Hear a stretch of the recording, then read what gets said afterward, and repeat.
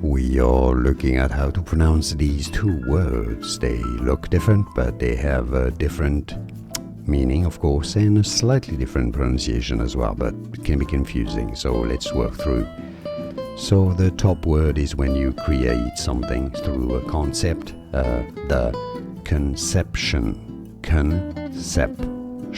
stress on the second syllable, conception, the conception of an object in a factory, for example. Okay, now the bottom word is when you buy stuff, buy things in a market, for example, and that's called consumption.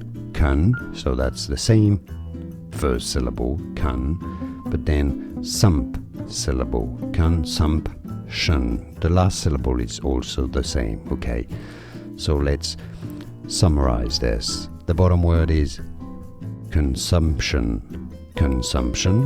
when people buy things. The top word is conception, when people create things.